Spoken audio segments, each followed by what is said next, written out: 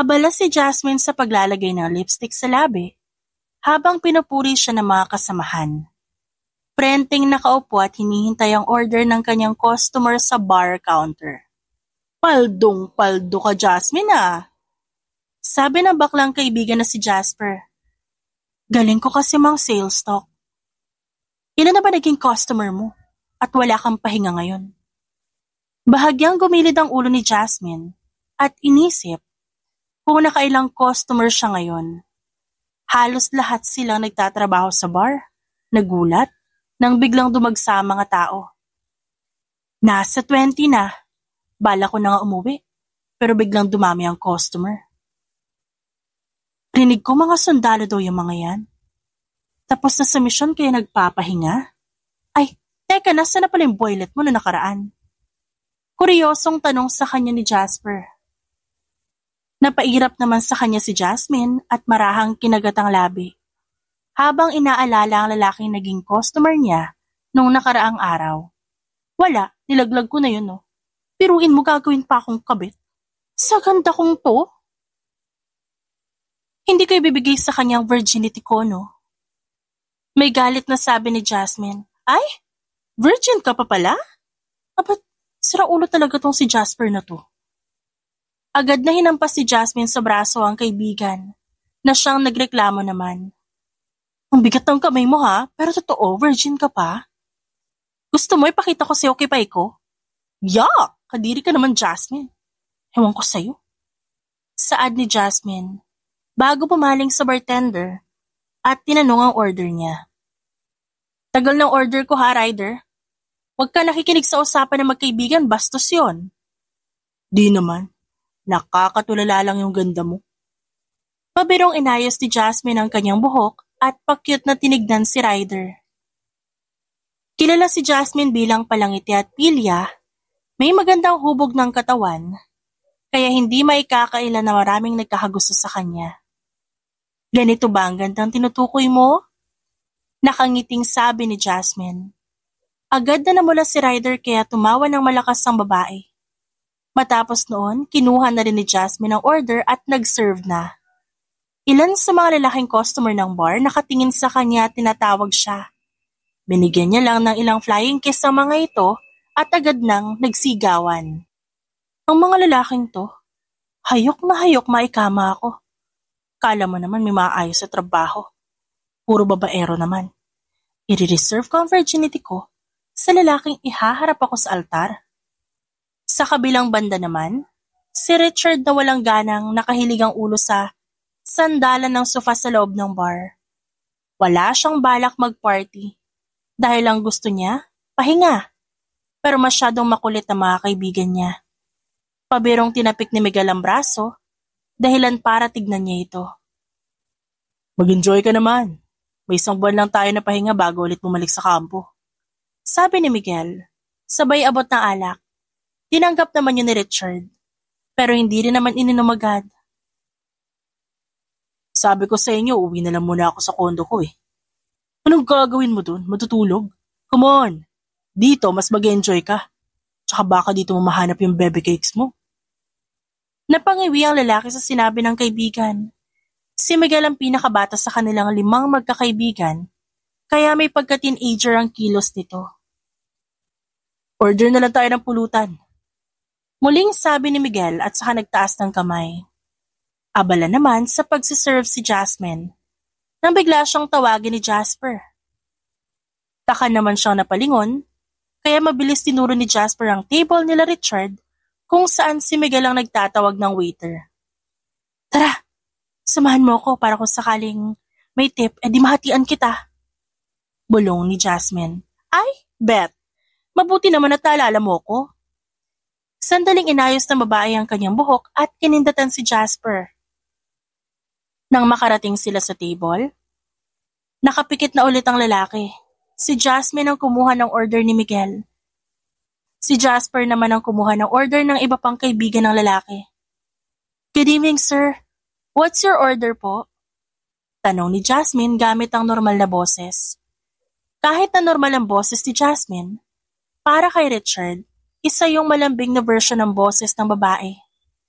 Biglaan ang naging pagmulat niya ng mata para makita kung kanino galing ang boses na yun pero huli na.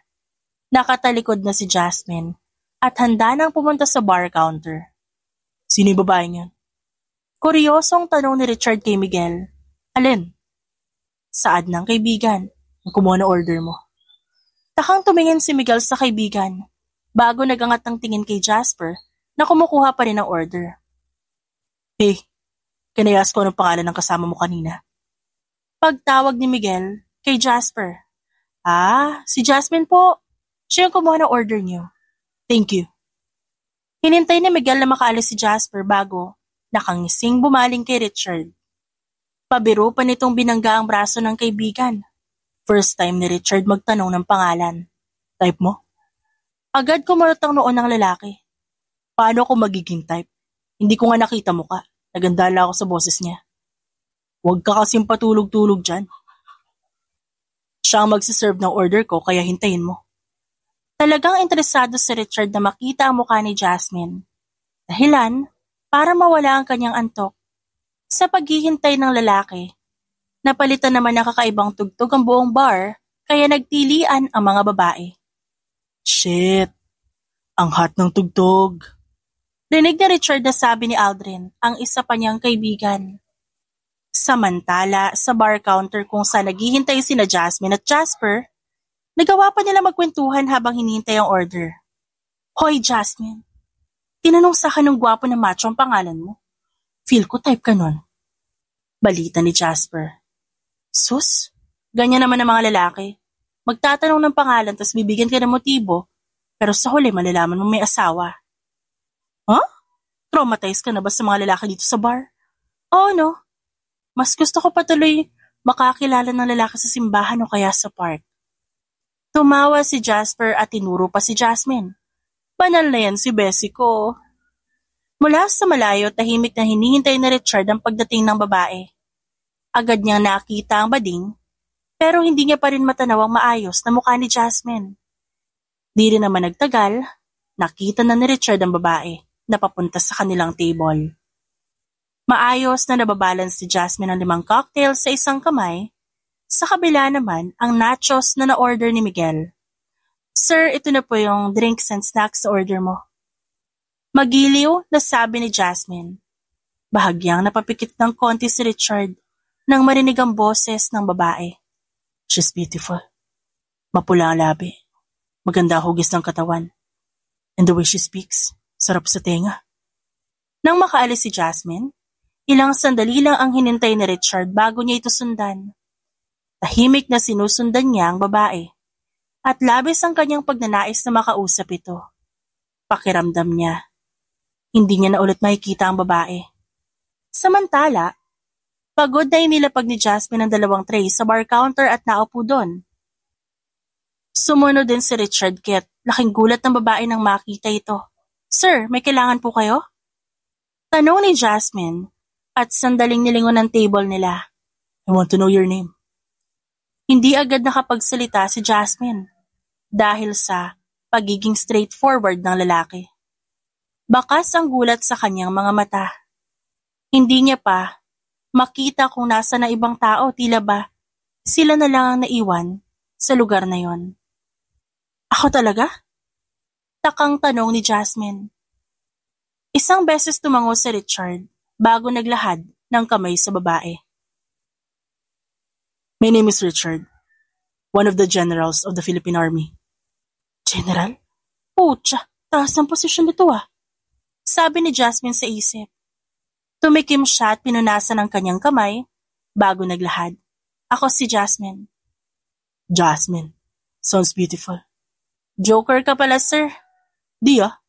Masyado lang masarap sa tenga ang boses mo. Tsaka kapag umingiti ka parang wala kang problema. Umismid si Jasmine bago muling naglahad ng kamay kay Richard na para bang may hinihingi. Taka naman siyang tinignan ng lalaki. Ano yan? Akin na cellphone mo. I-record ko pa ang boses ko para araw-araw niyo marinig. I'm serious. I want to know you. At seryoso rin po ako. Boses ko lang naman pala kailangan niyo. I-record ko na lang. Nakalahad pa rin ang kamay ni Jasmine nang sabihin niya yon. Do you have a boyfriend o manliligaw? Umiling naman si Jasmine bagay na ipinagtaka ng lalaki.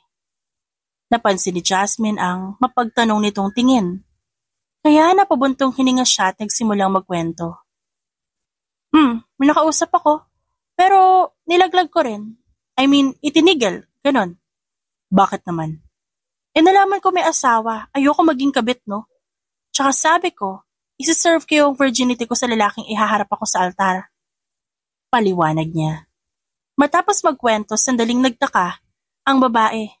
Iniisip kong may girlfriend ba itong kausap niya. Ikaw, sir, may girlfriend ka na. Baka mamaya kaya mo ako kinakausap. Kasi interesado ka rin gawin akong kabit, ha? What? No. Single na single ako. Kahit i-search mo pa ako sa mga social media, wala ka makikitang nalilink ako sa mga babae. Loyal ka pala magmahal. Pwedeng sa akin na lang yung pagiging loyal mo.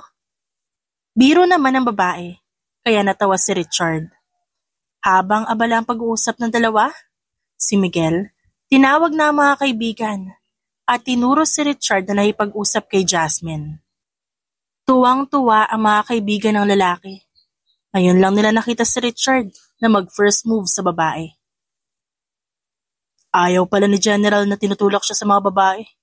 Ang gusto pala niya siya yung kusang kumikilos. Sabi ni Aldrin, at pinapanood pa rin si Richard na makapagkwentuhan kay Jasmine. Si Miguel naman hindi nakatiis, kinuhaan ang picture ng dalawa. Huli yan si boss.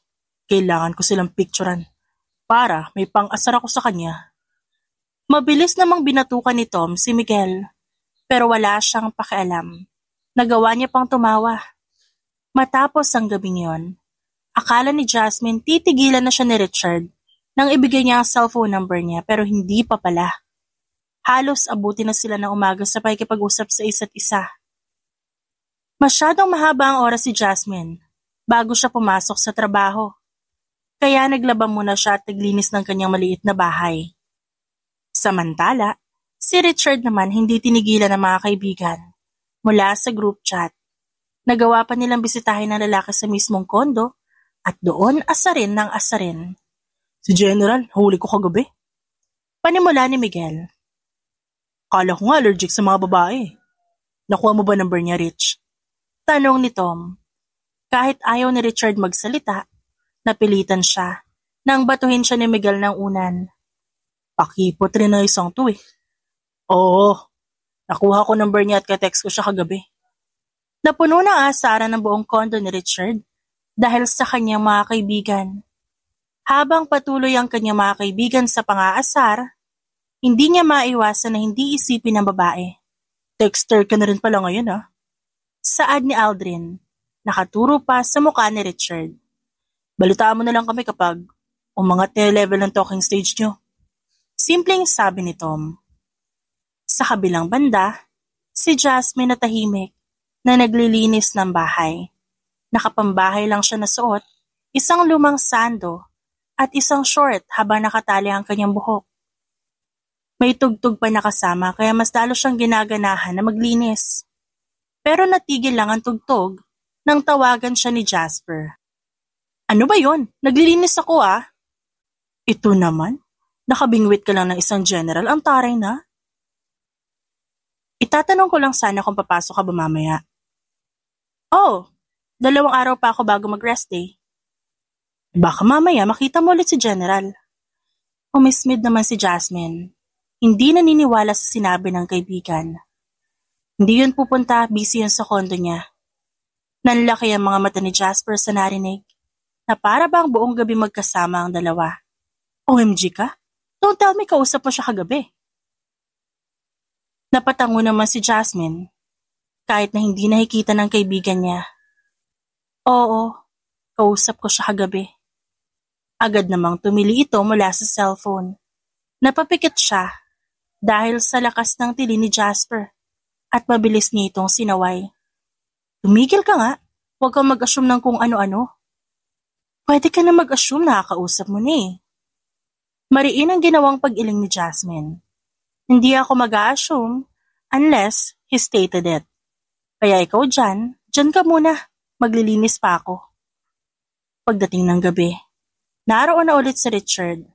Naunahan niya pa sa bar si Jasmine at ilang waitress na ang lumapit sa kanya para kunin ang order, pero kay Jasmine niya lang binigay ang order niya.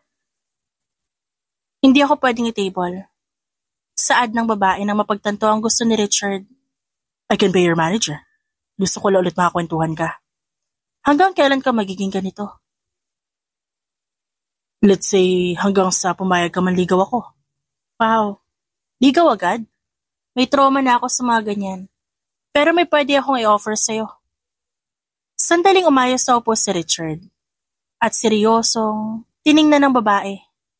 Bahagya pang binasa ng lalaki ang mga mata ng babae dahil kita niya ang pagiging seryoso nito. What is it? Pwede tayo mag-hook up. Tawagan mo lang ako pag gusto mo ng sexy time. Nagtatakang tinignan ni Richard ang babae. Ano, gusto mo ba? Sa hook up wala akong problema. Dahil alam kong wala akong hahabulin pagkatapos ng sexy time. Magsasalita na sana ang lalaki. Pero tinalikuran siya ni Jasmine at tinaas sa listahan ng order. Napahilot sa tungki ng ilong si Richard sa sinabi ng babae. Ilang minutong nawala si Jasmine, kaya nakapag-isip-isip ang lalaki. Niyaya ko ng hook up. Simpleng sabi ni Jasmine habang naghihintay ng order. Ano? General yun. Tas yayayain mo ng hook up? Ano naman?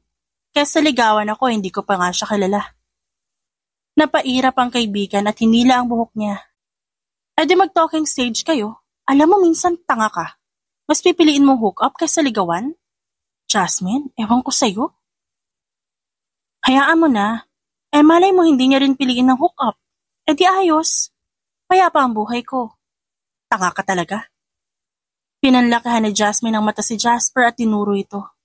Ikaw nga niloko ng ilang beses, oo ka pa rin ng oo.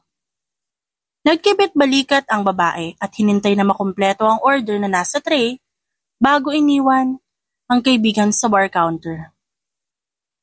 Matapos ang gabing yun, nakuha rin ni Jasmine ang sagot ni Richard sa kanyang offer. Isang linggo ang nakalipas, isang linggo rin silang nagkikita.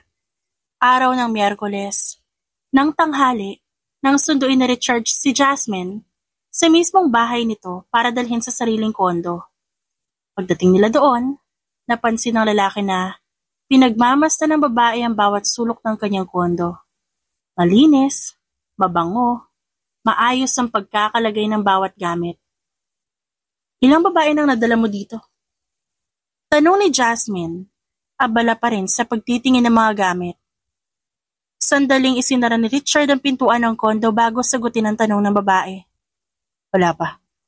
Mga kaibigan lang. Marami kang kaibigan kung ganon. Imposible na hindi ka rin nagdadala dito ng babae. Marahang tumawa si Richard. Yung mga kasama ko lang, sa bar, yung mga kaibigan ko. Hindi rin ako nagdadala ng babae dito. Napaismid si Jasmine, ngunit maya-maya ay ngumiti. Di ang swerte ko pala. Sinabi ko naman sa'yo, na seryoso ako sa'yo pero ayaw mo at gusto mo ng hook up. Pero tinanggap mo. Kung ayaw mo talaga, ayos lang. Aalis na lang ako dito. Akmang pupunta na sa may pintuan si Jasmine, nang hulihin mismo ni Richard ang palapulsuhan niya. Agad siyang napalingon. Tinanggap ko na. Pero may rules tayo. Sure, set tayo ng rules para naman clear tayo sa lahat. Pero gutom na ako, may pagkain ka ba dyan sa ref? Meron pa sa ref, may pasta pa doon. Di pa ba sira yun? Kahapon lang yung niluto. Kinuha ni Richard ang pasta na nasa Tupperware at sandali itong ininit. Matapos mainit ang pasta, agad silang naglagay sa pinggan at sabay silang kumain. Habang kumakain, hindi napigilan ni Jasmine na magtanong. Magsisexy time ba tayo ngayon?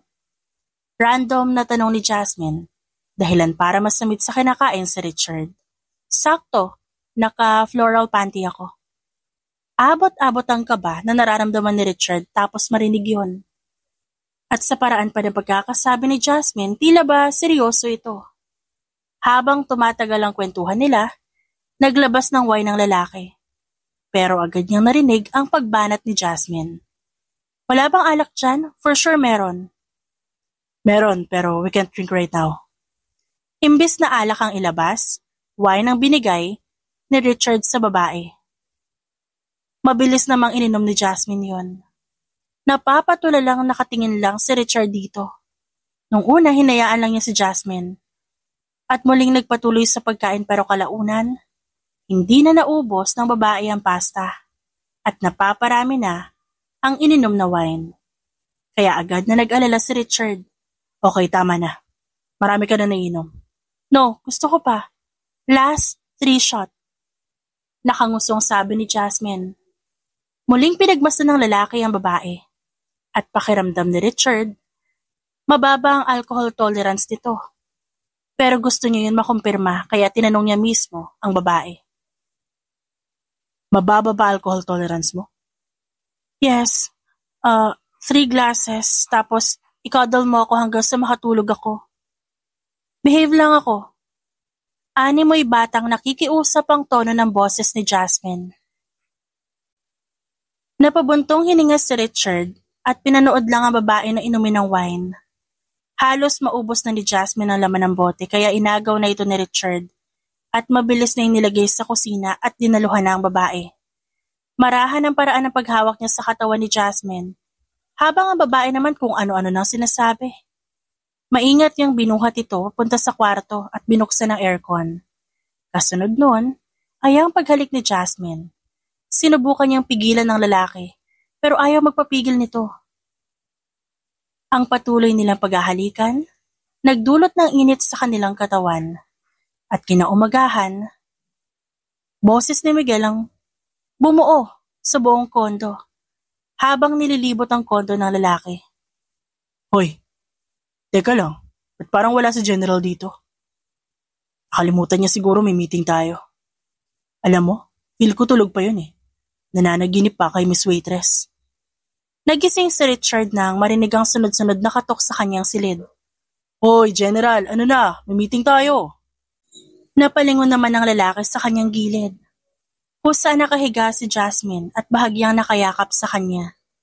At doon niya napagtanto na may nangyari nga sa kanila. Marahang inalis ni Richard ang kamay ni Jasmine na nakapatong sa kanyang dibdib. Kinumutan niya ito bago mabilis na nagsuot ng damit bago pumunta sa pinto. Ano ba? Kunwaring naiinis na tanong ni Richard. Kasama ka ba dyan? Usisa ni Miguel at sinilip ang loob ng kwarto na mabilis namang hinarangan ni Richard. Wala, pumunta ka na sa sala. Uy, may tinatago ka dyan eh, patingin nga. Wala nga, kulit mo. Meron, alam ko. May sapatos pa dun sa gilid ng pinto ng kondo mo.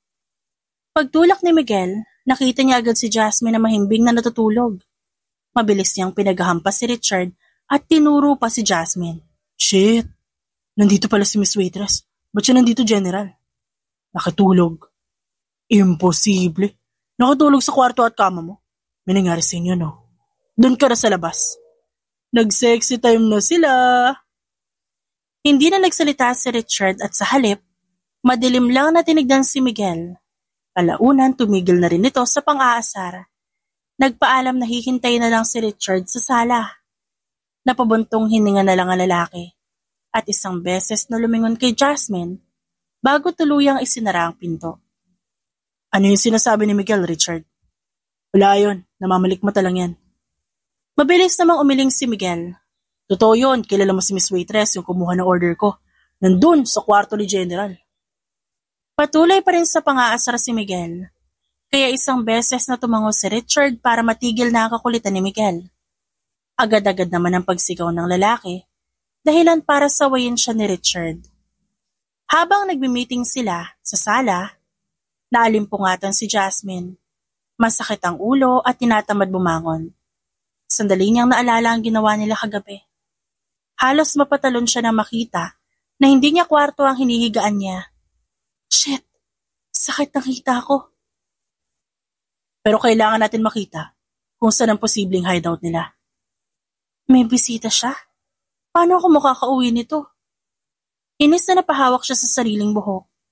Mabilis niyang hinagilap ang mga damit na nasa baba ng kama at unti-unting naglakad papunta sa pintuan ng kwarto. Sino ipapadala natin doon? Imposibleng ikaw, Richard. Kasi nasa headquarters ka lang. Ikaw magbibigay ng signal kapag nasa operation kami. Sabi ni Tom, si Arvin ipapadala ko doon. Sa mga susunod na araw, aayusin ko na report ng mga taong ipapadala doon. Dahan-dahan ang pagbukas ng pinto. Natatakot si Jasmine kung sinong makikita niya sa sala. Pero paglabas niya, nakita niya agad si Richard na nakatalikod sa kanya at ang mga nakaharap ay sina Miguel. General. Pagtawag ni Miguel, sabay turo kung nasan si Jasmine. Mabilis na lumingon si Richard at na makita ang babae nilapitan niya ito. Masyado ba kami maingay? Marahang bulong nito.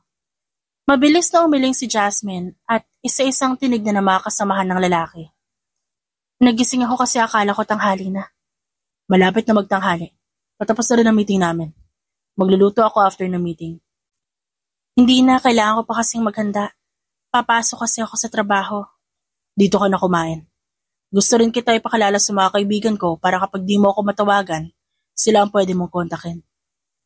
Walang nagawa si Jasmine nang doon siya pakainin ni Richard. Kaya kahit nahihiya, inalalayan siya na maupo sa sofa. This is Jasmine. Jasmine, mga kaibigan ko. Isa-isang pinakilala ni Richard ang mga kaibigan. Nahihiyang umiti si Jasmine sa mga ito. Muling nagpatuloy sa usapan sina Richard. Makalipas ang 2 linggo, hindi inaasahan ni Jasmine na masasanay siya sa setup nilang dalawa. Araw-araw siyang sinusundo ni Richard mula sa trabaho, diretso sa kondo ng lalaki. Sa bawat pagdalaw ni Jasmine may nangyayari sa kanila. Unexpected, hindi ito ang plano niya. Sabi niya pa sa sarili, sa lalaking pakakasalan siya ibibigay ang kanyang virginity. Pero dahil sa lalaki, naudlot na ito. Bakit late ang sundo mo sa akin? May pagtatampong tanong ni Jasmine nang sunduin siya ni Richard sa bar. Sorry, may emergency meeting kasi kami. Babawi ako sa'yo. Siguro may ibang kahukap ka na, no? What? Wala, ikaw lang. Magkahawak kamay silang nagpunta sa kotse. At pagdating sa kotse, agad namang hinalikan ni Richard ang babae. Hindi pa natigil doon ang kanilang pagmamake out. Kaya na makarating sila sa kondo, walang inaksayang oras ang dalawa. Agad silang nagpalitan ng mainit na halik. Matapos ang mahigit 1 oras, pareho silang naghahabol ng hininga na nakahiga sa kama. Alam mo, ang galing mo talaga sa kama, no? Bakit ngayon lang kita nakilala? Sabi ni Jasmine matapos ang mainit nilang bakbakan sa kama. Hindi siya nagawang sagutin ni Richard. Sa halip, niyakap niya ng mahigpit si Jasmine habang nakahiga sila. Magluluto ako, ano gusto mong lutuin ko? Tinignan siya ni Richard at nginitian. Ako magluluto, may cravings ka ba? Gusto ko ng spaghetti tapos crinkles na homemade sana. I can make spaghetti homemade, pero hindi ang crinkles. Pwede tayo mag-order. Nag-okay sign naman si Jasmine sa lalaki. 1 beses pa tumango si Richard bago umahon sa kama. Pinanood siya ni Jasmine na lumabas ng kwarto. Habang ang babae naman, isa-isang pinulot ng mga damit na nagkalat sa sahig. Nahangiti siya habang inaalala ang mainit na gabi nila ni Richard na magkasama. Walang bahid ng pagsisisi sa lahat ng kanyang mga ginawa kasama ito. Oh, akala ko ba ibibigay mo lang ang virginity mo sa lalaking ihaharap ka sa altar? Binigay mo naman kay Sir. Diba? Paano ka nun dadalhin sa altar? Nakuha niya na. Tanong ni Jasper nang muling magkita sila ni Jasmine sa bar. People change. Ang gwapo niya tsaka ang bango. Feel ko naman seryoso talaga siya sa akin. Hinihintay niya lang na alisin ko yung nakabakod na hook up sa amin. Gulong-gulo na si Jasper sa sinasabi ni Jasmine. Hindi niya alam kung ano ba talagang gusto ng kaibigan niya. At sa mga ginagawa nito, alam niyang mahihirapan ang babae. Naku, ayos-ayusin mo lang yung Jasmine, ha? Ayaw mo. Sa habang buhay na assurance. Gusto mo, ikaw pa maghahanap ng sagot. Napabuntong hininga si Jasmine at tinanawang kaibigan niyang papaalis. Para sa kanya, hindi niya rin alam kung may kasiguraduhan nga ba ang setup na binigay niya kay Richard. Ayaw niyang masanay na nasa tabi niya lang ang lalaki. at malalaman niya kung may ibang babae ang lalaki. At natatakot din siya kung mabuntis siya, lalo na at maraming beses na nilang ginawa yon nang walang proteksyon. Richard, may tanong lang ako. Tawag ni Jasmine sa atensyon ng lalaki. Ano yun? Paano kung mabuntis ako tapos hookup pa rin ang status natin? Ano kayang mangyayari? Di pananagutan ko yung magiging anak natin. Hindi mahalaga ang status natin. I-level up ko yun. Iwan ko ang trabaho ko para maalagaan kayo. Mabilis na natigilan sa paghaplos si Jasmine sa dibdib ni Richard. Agad niyang naisip na kung sakaling mangyari ngayon, malaking bagay ang masasayang sa lalaki at hindi siya papayag doon. Hindi pwedeng isuko ng lalaki ang trabahong meron nito kung sakaling mabuntis ang babae. Yun ang nasa isip ni Jasmine. Bakit? Buntis ka ba?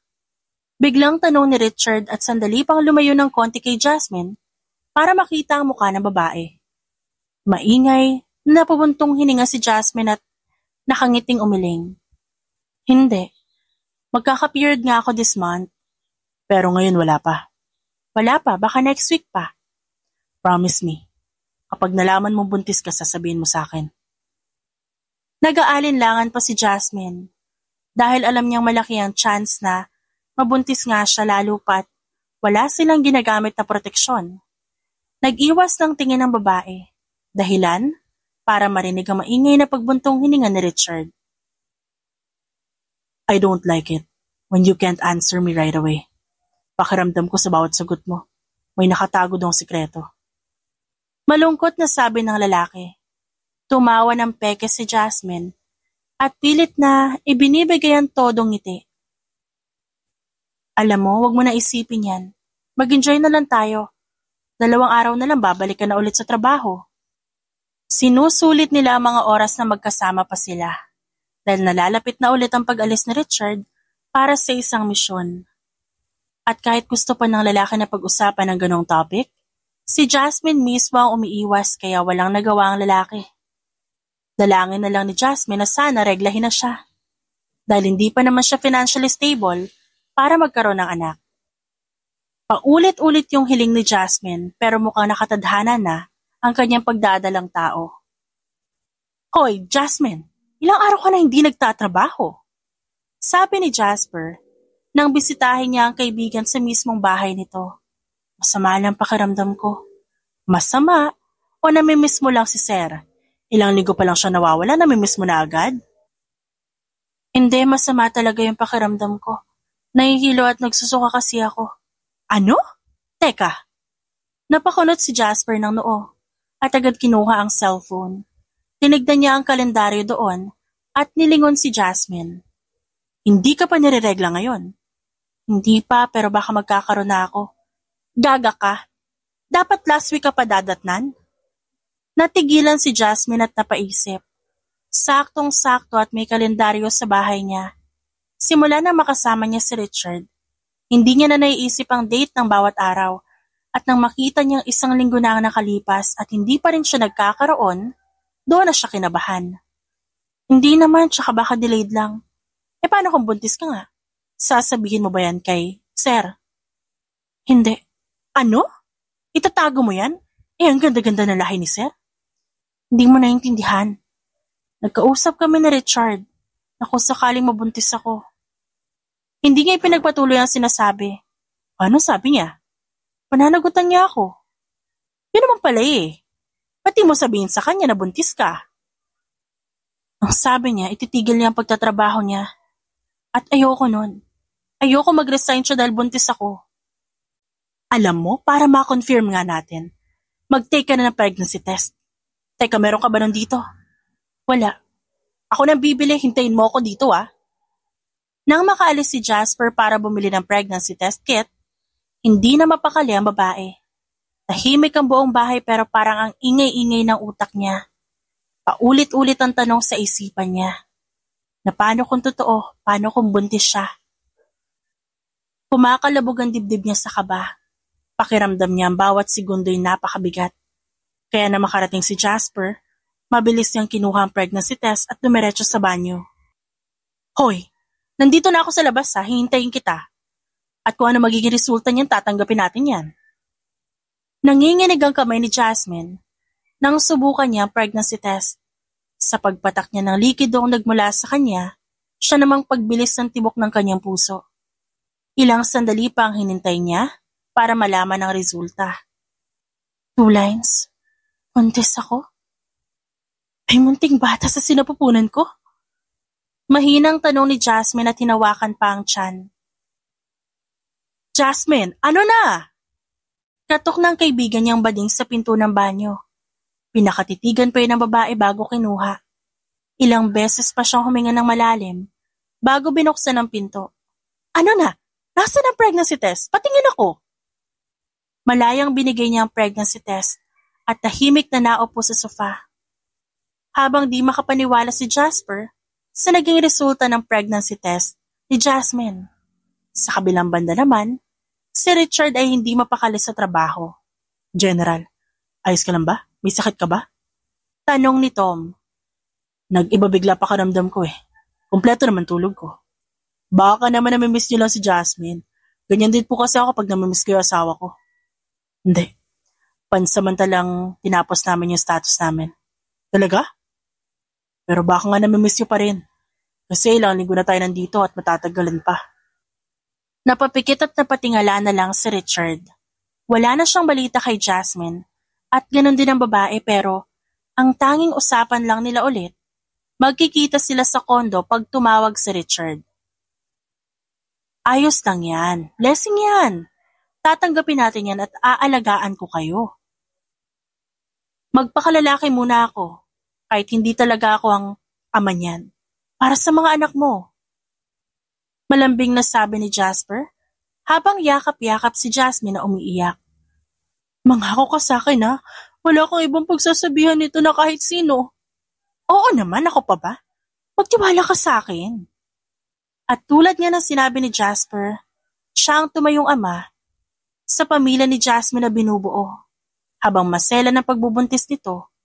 Pero may mga araw na matigas talaga ang ulo ng babae. Ano ginagawa mo dito? Hindi ba sabi ko na, doon ka lang sa bahay mo at delikado ka dito sa bar, girl? Nag-aalalang sabi ni Jasper at nanggigigil na sa kanyang kaibigan. Magtatrabaho ako, Jasper, para may panggastos kami ng anak ko. Ako na nga muna ang bahala doon. Ang importante, safe ka at ang baby mo.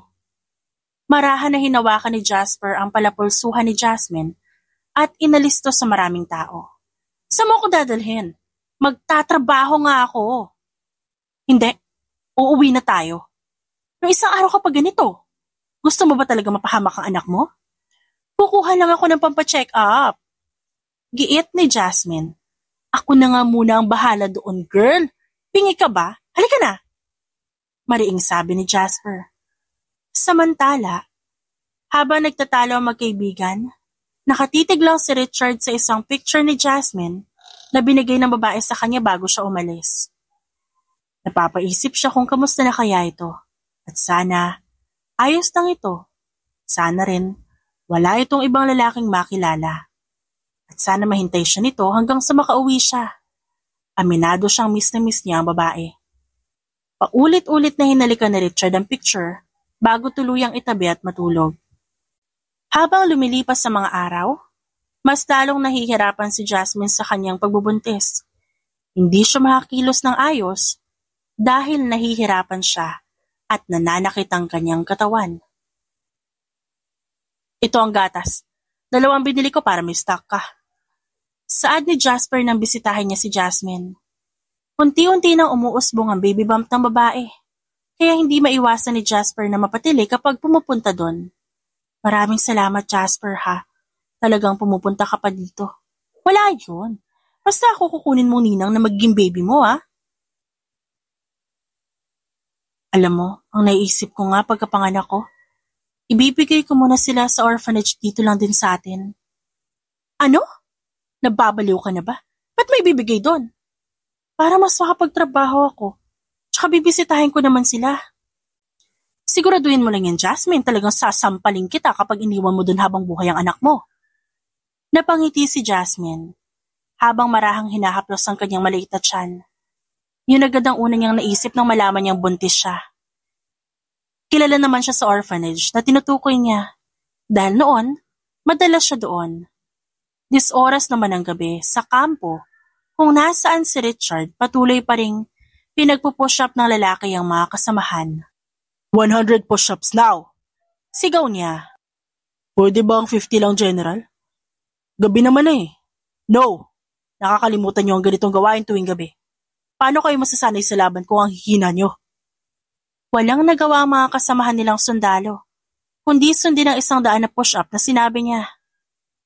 Kahit ang mga kaibigan ni Richard naroon din, hindi niya ito pinalampas. Ilang buwan na ang nakalipas. Habang tumatagal, gusto niya nang umuwi para muling makasama ang babae. Hanggang sa isang araw, sa kanilang kampo mismo nagkaroon ng gulo. Nasaan si Arvin? Paghahanap niya sa sundalong dapat nasa operasyon ngayon. Sir, hindi po namin makita ngayon. Pinuntahan na rin po namin sa kanyang pwesto pero wala pa po siya doon. Bakit kasi pipilitin na isang katrabaho na sumalang sa operation kung ayaw? Pagpaparinig ng katrabaho nila, kalmado at matalim na bumaling doon si Richard. Nagsundalo ka pa kung takot ka rin pala. Di ba pwedeng ayaw lang talaga? Ikaw naman palagi nasusunod, di ba? Dahil ako ang mas nakakaalam kung paano sila magiging ligtas. Kung ang kinakatakot nyo ay ang mamatay, dapat hindi na lang kayo nagsundalo. Kung tutuusin, walang trabahong madali. Nagmamagaling ka kasi. Because I know what's the best for the mission. Ikaw, anong alam mo bukod sa palpak mong records? Hindi nakasagot kay Richard ang lalaking kausap. Matapang at tahimik na pinagmasdan ni Richard ang lalaki na tila ba may gusto pang sabihin.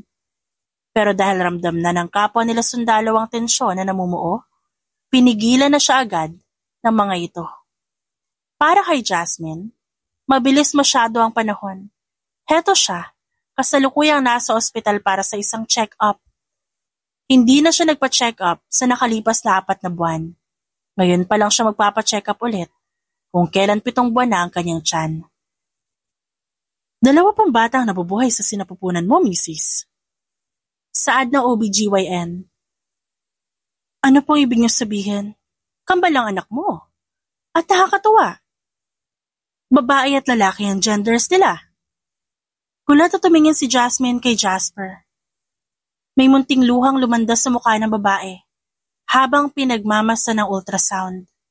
Makalipas ang 2 taon, napuno ng paghihirap at pag-a-adjust ang buhay ni Jasmine. Ngayon, masaya siyang naglalakad papuntang orphanage. May dala-dala siyang mga prutas at gatas ng kanyang 2 anak. Nasaan po si Nailoring? Magalang na tanong niya sa isang babae na halos kaedad ng nanay na nag-aalaga sa kanyang mga anak. Nasa kwarto ng iyong mga anak. Maraming salamat po. Tuloy-tuloy lang si Jasmine sa pagpasok hanggang sa makarating siya sa kwarto ng kanyang mga anak. Marahan niyang binuksan ito at sinilip ang loob. Nailoring, nandito na po ako. Kumusta ka? Okay lang po. Madami lang pong trabaho na kailangan pasukin. Kayo po ba? At ang mga bata, kamusta po? Tinignan ni Nailoring ang mga bata na parehong naglalaro, kaya napatingin si Jasmine doon. Shane? Stephen? Mommy's here. Sabay na tumigil sa paglalaro ang 2 bata at lumingon. Nakangiti naman si Jasmine na naghihintay sa 2 ito na lapitan siya.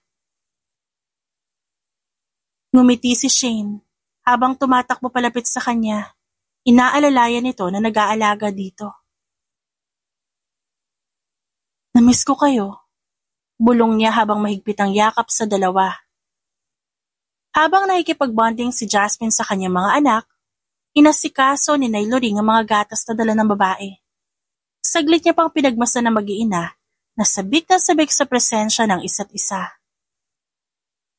Nailoring, maraming salamat po ah. Inalagaan niyo na mabuti yung mga anak ko. Ngumiti ang ginang sa kanya at lumapit. Marahang inabot ang kamay ni Jasmine at hinaplos yun. Walang anuman. Palagi mong tatandaan na bukas ang bahay ampunan na ito para sa inyo. Pero matanong ko lang, nasaan ang tatay nila? Isang sundalo sa Philippine Army yung tatay nila. May mataas na posisyon ho. Nagkakilala kasi kami sa bar dati. Kalaunan, nagkaroon kami ng relasyon. Sila yung naging bunga. Alam ba ng kanilang ama na may naging anak kayong dalawa? Hindi po. Kapag nalaman po ng tatay nila baka mag-retire po yung sa pagiging sundalo. Ayoko po mangyari yun. Pero balang araw, hahanapin nila ang kanilang ama. Handa po akong ipaliwanag sa kanila yung rason kung ba't hindi kami buo. Tahimik na tumango si Nailoring. Pero bago pa muling makasagot, tumingin ito sa labas ng bintana, kung saan unti-unti nang lumalakas ang hangin. Jasmine, may paparating na bagyo. Kanina pa may abiso ang barangay.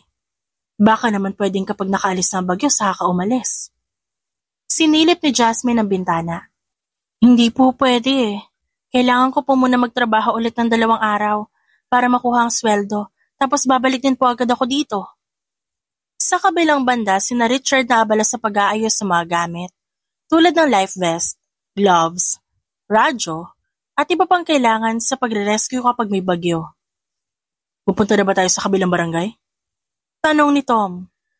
Uunahin natin ang mabababang lugar. Siguraduhin na kompleto at may charge yung battery na mga kailangan natin ha. Copy, General. Mabilis na lumapit si Miguel kay Richard, dala ang 2 radyo. General, isa lang ang gumagana ng radyo, tas yung isa mahina ang signal. Tignan mo kung may reserve na mobile command doon sa tent. Kung wala, magsalitan kayo sa paggamit. Mas mabuti na yung may magagamit tayo kahit isa.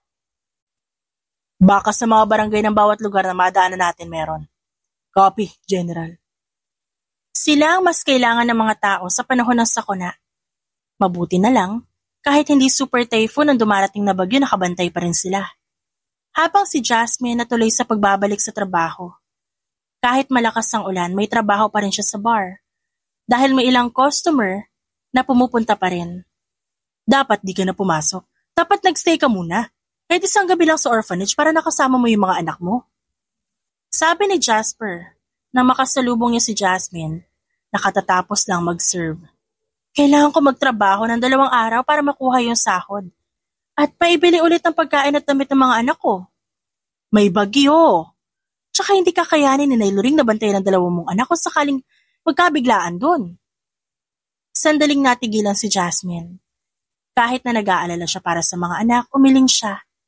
Pinili niyang maging positibo na walang mangyayari sa mga anak niya.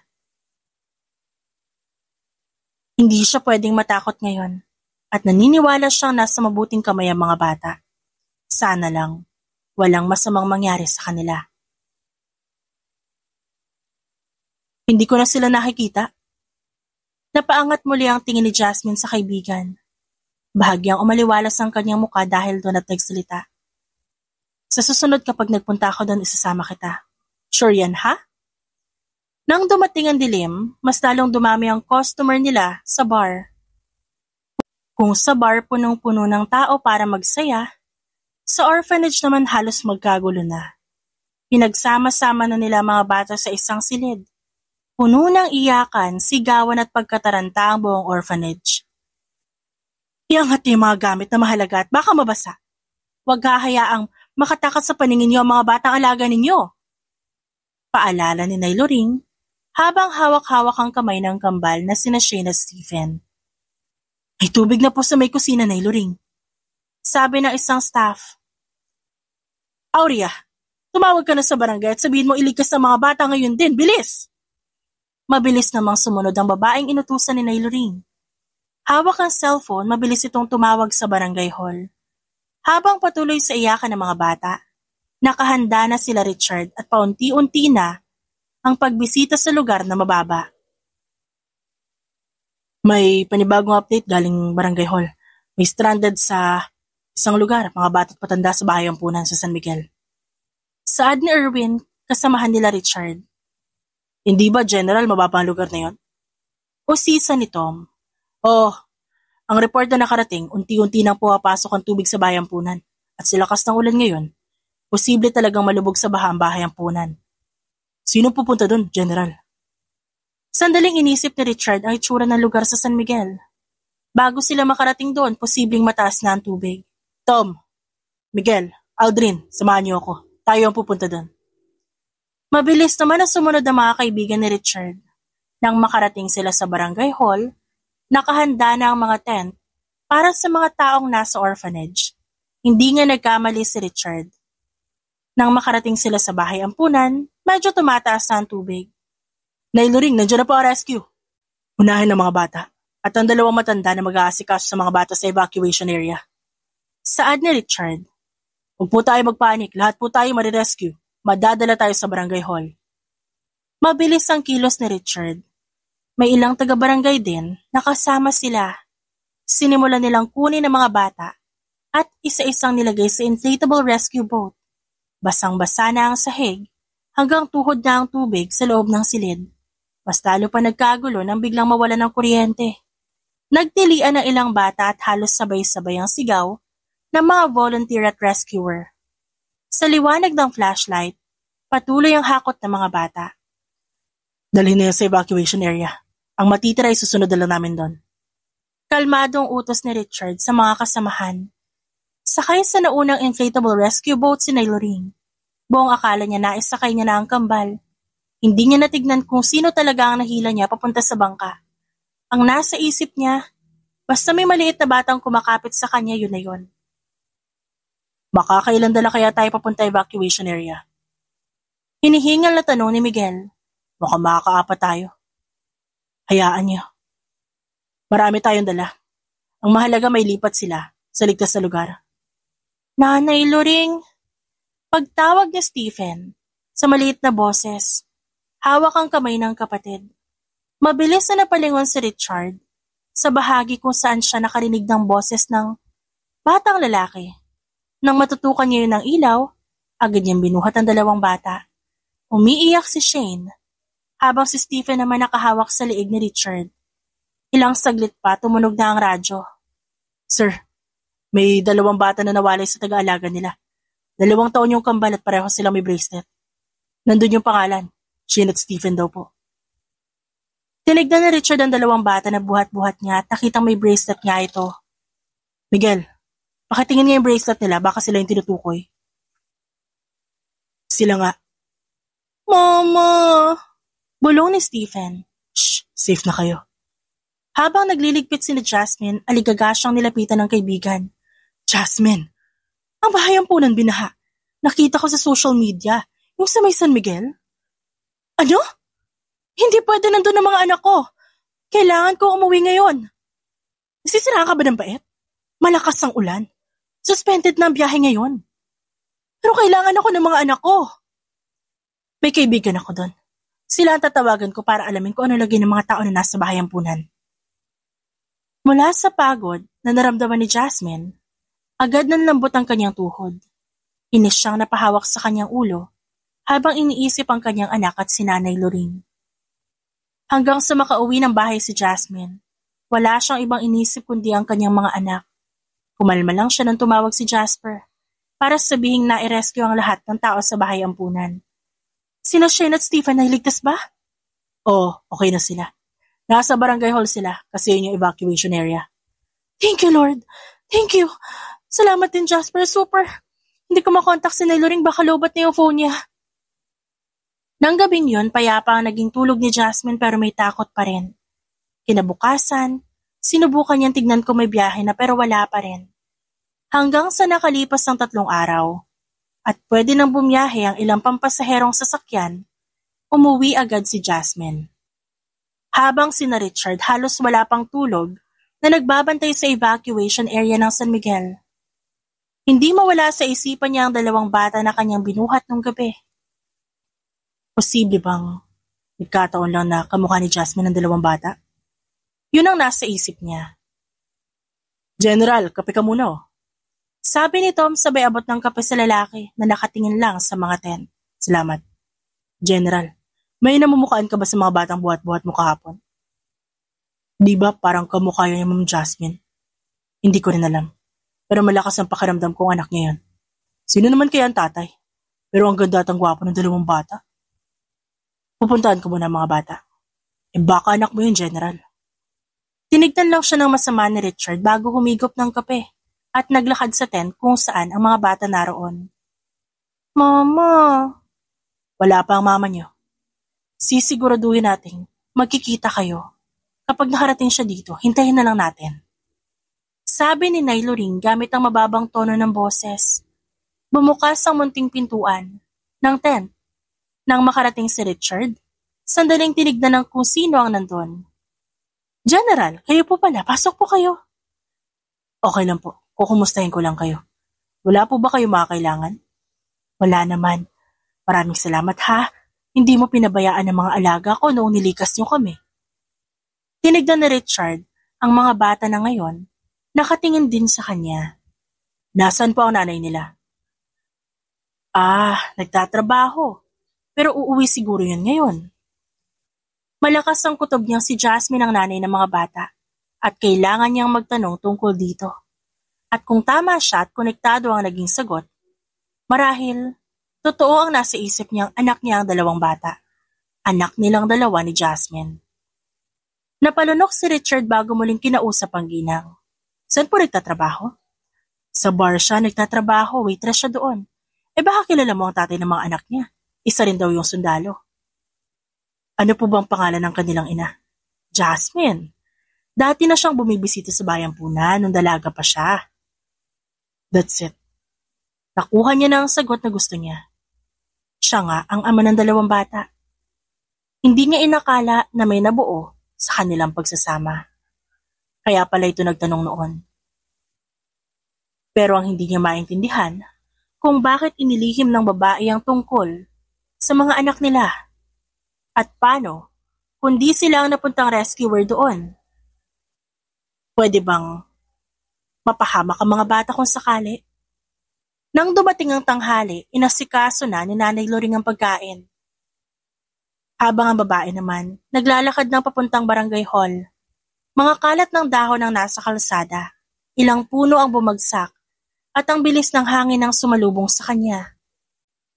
Sir, pwede ko po ba kayo maiwan muna kasama si Shane? Magtitimpla lang ako ng gatas nila. Paalam ni Nanay Loring. Okay lang po, sige po. Salamat ha, babalik din ako agad. Nang makaalis si Nanay Loring, kinausap ni Richard ang dalawang bata. Pero dahil maliliit pa ang mga ito, pakikipaglaro na lang ang ginawa nila. At habang nakikipaglaro ang lalaki, may narinig siyang pamilyar na boses. Nay Loring, nasaan pa ang mga bata? Ay naroon sa tent, kulay orange. Sige po. Hindi man lang kinabahan si Richard, sa halip, kinain siya ng galit. Nakakuyom na ang kanyang kamao, atat na makausap si Jasmine. Tuwang-tuwa si Jasmine, at makikita niya ulit ang mga anak niya. Pero sa pagsilip niya agad nawala ang ngiti sa kanyang labi. Richard. Inalalayan pa ni Richard ang batang babaeng si Shane na lumapit sa ina para hindi ito madapa. Nanatili pa rin nakaupo ang lalaki sa loob ng tent, habang si Jasmine nakayukulang sa labas ng tent. Hindi magawang tingnan ang lalaki. Sinadya mo talaga itago sa akin to? May halong pait sa tono ng boses ni Richard nang itanong niya yon kay Jasmine. Anong sinasabi mo? Tsaka ba't ka nandito? Ikaw ba nagligtas sa mga anak ko? Kung ganun, salamat. Talagang yun ang sasabihin mo sa akin? Alam mo ang tinutukoy ko, ang mga bata. Anong meron sa kanila? May sakit pa sila? Utang na loob, Jasmine. Huwag ka na magsinungaling. Alam ko na. Alam ko ako ang ama nila. Natigilan si Jasmine. Naghahanap ng iba pang pwedeng maging palusot. Kahit nilalamon na ng takot si Jasmine, mas pinanatili niya ang tapang na harapin si Richard. Para sa kanya ito na yung araw na yon. Wala siyang maitatago sa lalaki, lalo pa't magaling itong kumilatis. Ano ngayon kung ikaw ang tatay nila? Kukunin mo sila sa akin at ilalayo? Umalis sa pagkakaupo si Richard at lumabas ng tent. Napaatras si Jasmine dahil doon. Mag-usap tayo, dan tayo lang dalawa. Kasunod ang pag-alis ni Richard sa tent, ay ang pagdating naman ni Nanay Loring. Nay Loring, kayo po muna bahala sa mga bata ha. Mag-uusap lang kami ni Richard. Siya ba yung tatay ng mga bata? Tahimik na tumango siya at malungkot na ngumiti. Bago tuluyang sinundan ng lalaki.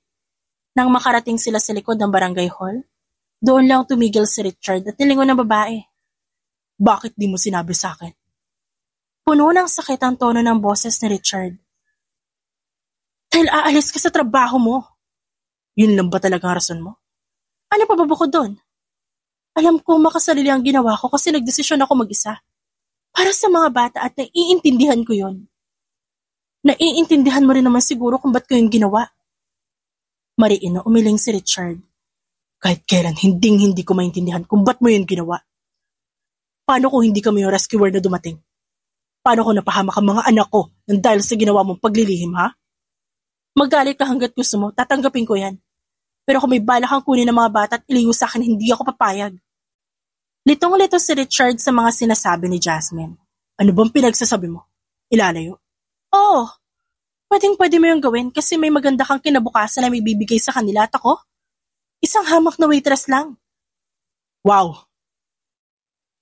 Hanggang ngayon minamaliit mo pa rin sarili mo? Kukunin ko ang mga bata pero kasama ka doon. Hindi pwede. Gusto ko kayong bigyan ng magandang buhay, Jasmine. Ayos lang sa akin na maging co-parent tayo. Hanggang ngayon ba nagdadalawang isip ka pa rin? Ayaw mo palagi ng assurance. Gusto mo palagi yung ikaw yung maghahanap ng sagot. Pero ako, Jasmine, handa akong ibigay sa iyo ang assurance at loyalty ko. Kahit noon pa man seryoso ako sa iyo. Buong akala ni Jasmine yun ang pinakamasakit na sinabi ni Richard. Akala niya, yun na ang hinanakit ng lalaki. Pero mas lalong kumirot ang dibdib niya sa sunod na sinabi ng lalaki. Inahihiya mo ba ako? Mabilis na umiling si Jasmine. Ayaw ko lang na mawala sa iyo lahat ng pinaghirapan mo.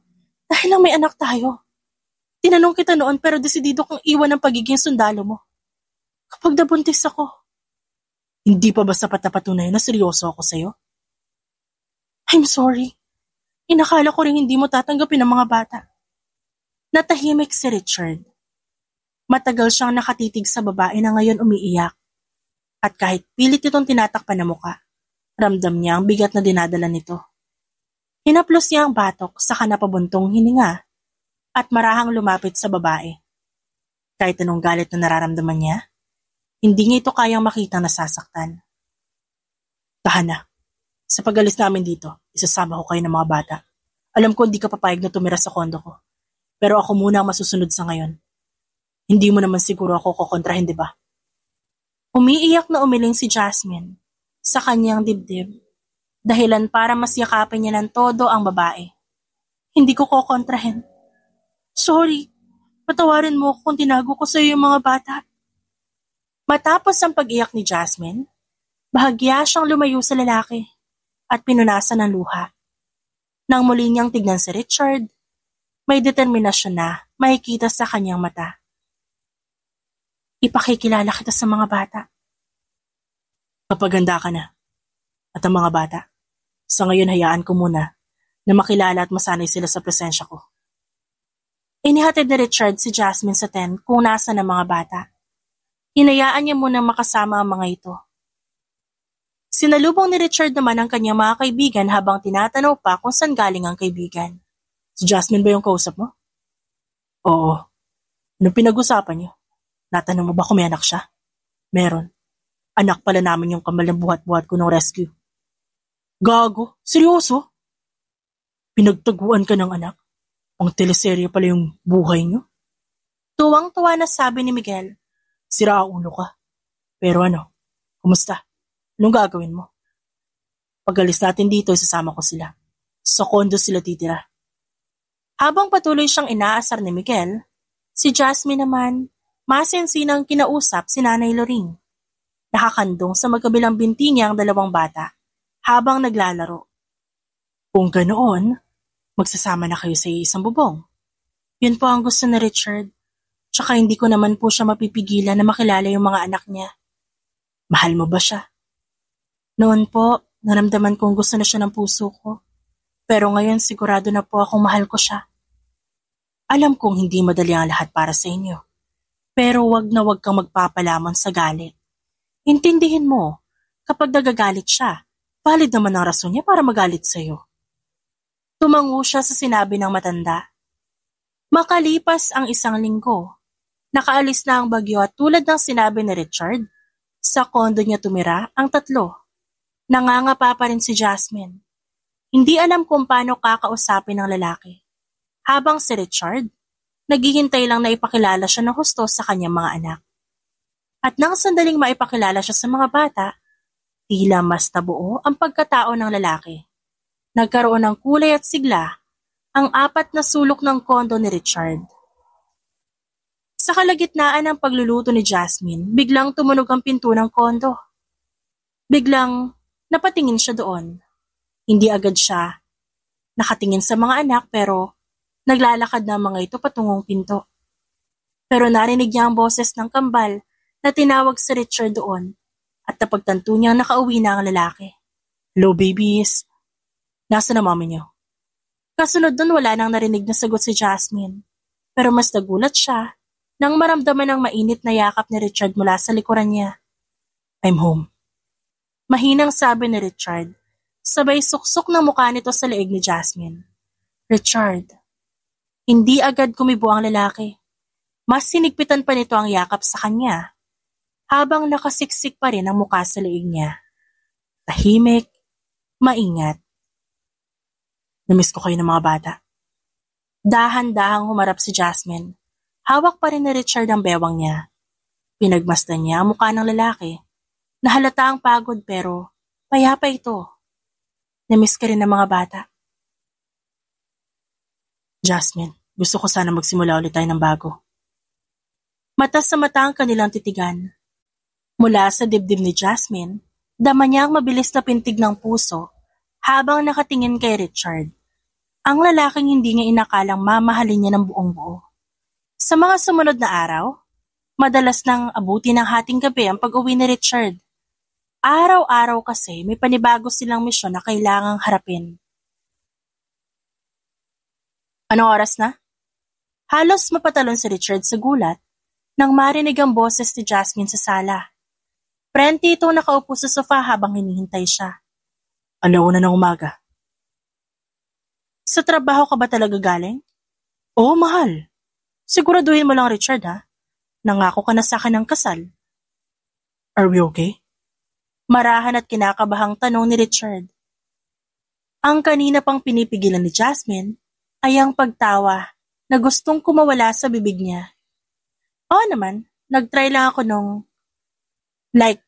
inaasawa, ganon. Wag na pala, baka mamaya iwan mo ko." Ang kinakabahan namang si Richard, para bang nabunutan ng tinik sa dibdib at sinabayan ng pagtawa ng asawa. Marahan niya itong niyakap at hinalikan sa labi. "Pangako, ikakasal tayong dalawa sa harap ng altar. Bubuo din tayo ng masayang pamilya na maraming alaala." Habang yakap-yakap ang isa't isa, para sa kanila, hindi lang bagyo ang pagsubok na darating pa. Marami pa, pero mas lalo nilang pagtitibayin ang kanilang relasyon. Pinakita ni Jasmine na sa kabila ng padalos-dalos niyang desisyon, ay may paninindigan siya. Nanindigan siyang buhayin ng 2 taon ng kanyang mga anak. Para sa kanya yun ang dapat. At si Richard naman, na handang bigyan ng sapat na kapayapaan ng buhay ni Jasmine. Maramdaman lang ng babae na seryoso siya at totoong mahal niya ito. Hindi hadlang ang pagkakamali para magpatuloy sa takbo ng buhay. Minsan, ang pagkakamaling hindi inaasahan ng isang tao ang siyang magbibigay ng panibagong pag-asa para sa kanila.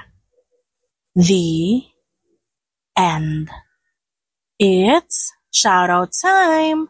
Shoutout kina Edna Espinosa, Celia Harabejo, Maria Cristeta, Liwayway Baredo Gobato, Evangeline Bautista, Angelina Bondok, Merlilyn, Leo Kawaling, Juliet Kaday, Phoebe Magalon at Gloria Soleza. Maraming salamat po sa inyong lahat.